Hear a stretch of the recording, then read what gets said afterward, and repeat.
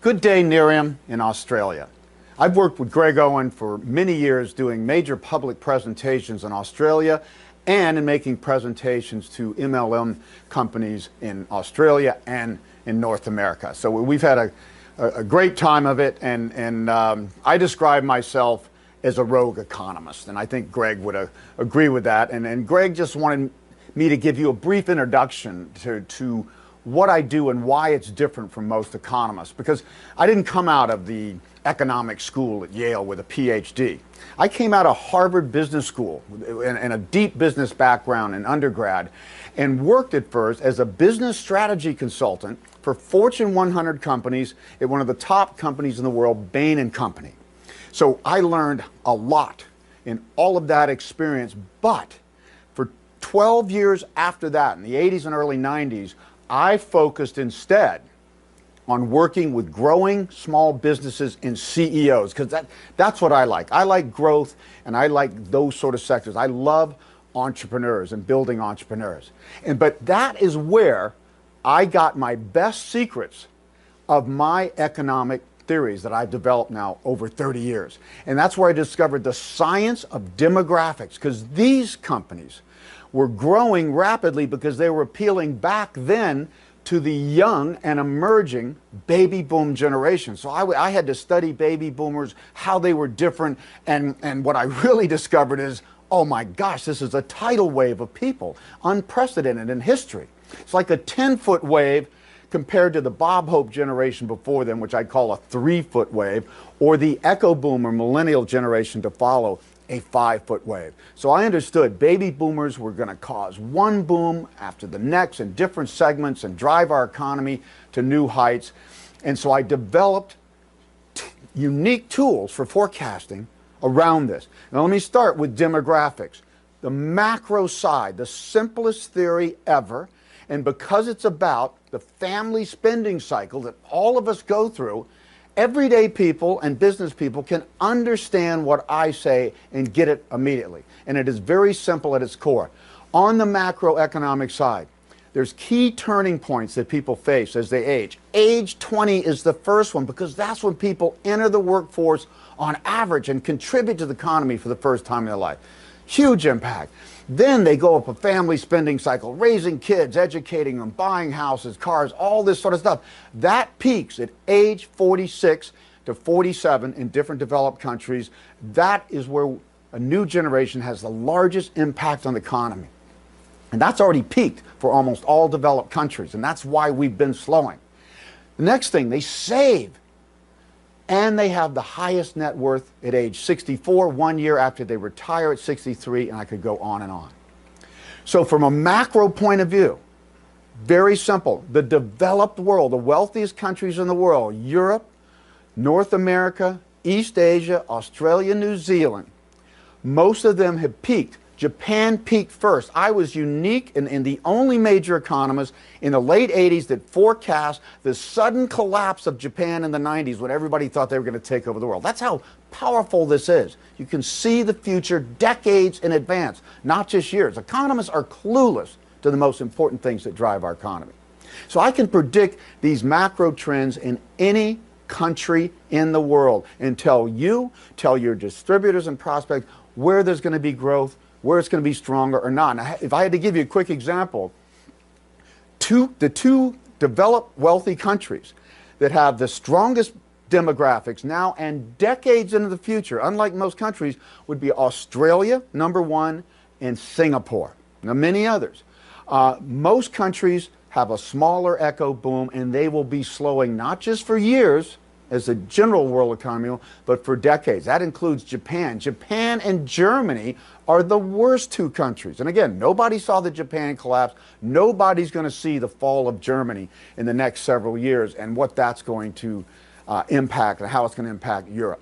So that's the macro side. Booms and busts, different countries, and the developed world is slowing. This is just a demographic fact. A lot of people will blame it on debt and government policies, and all of that matters, but the biggest single trend in the world, developed countries aging and slowing because people peak in spending in their mid to late 40s. The most affluent people peak mid to late 50s, around age 51 to 54. Now, here's the best point and the most powerful thing that even marketing people who understand demographics better than anybody in business, and I did a lot of work in marketing with companies, and that is from cradle to grave, we can predict everything consumers are going to do in every key spending area. Let me just give you a quick example. Potato chips peaks at age 42. Now, if I could predict potato chips and when a new generation will spend more on potato chips and not, what can I not predict? And why is it 42?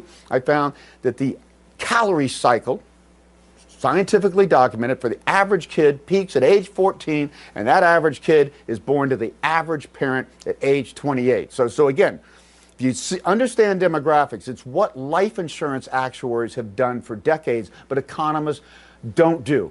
Life insurance actuaries can predict when people are going to die down to the decimal point in any country in the world and from any age point forward.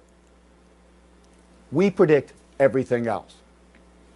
Now, in your industry, in multi-level marketing, I mean, this is what's so important.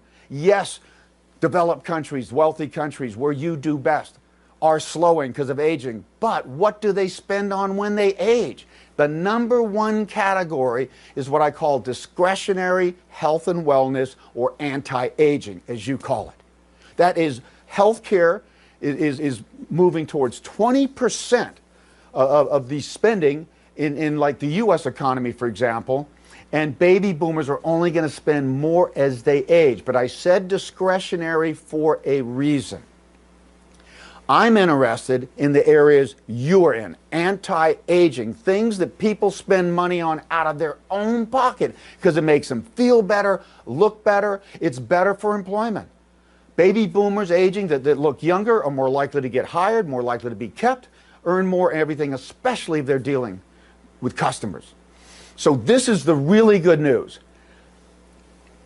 Health and wellness, anti-aging are the best segments. There's many other I cover, but those are the best segments I see to continue to follow this unprecedented baby boom decades in the future. Now, another example real quickly. What's hot in MLM these days?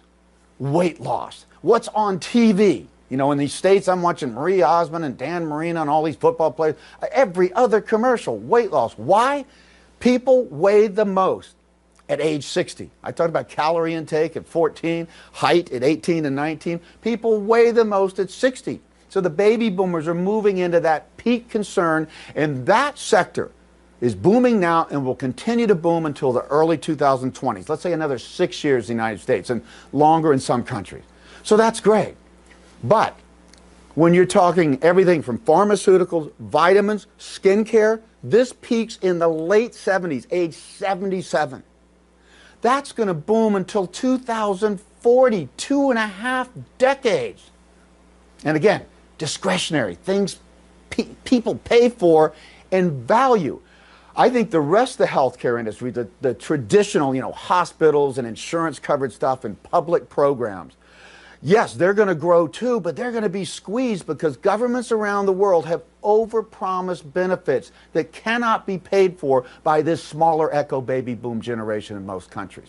In fact, I look at a lot of things. The world is never going to be the same. Japan's never been the same when there's more people dying from an older generation or aging than young people buying houses or spending and stuff. So very important stuff.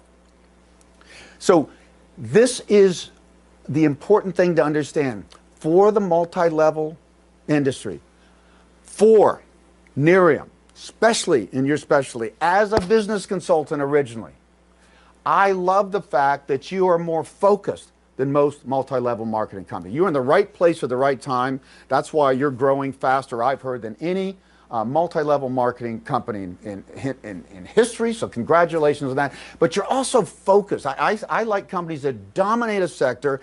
Everybody's in weight loss now. Almost all MLM companies that are in health and wellness have vitamin lines all over the place. You are really focused with high science in skincare and anti-aging that. So I think that's a very good place to be.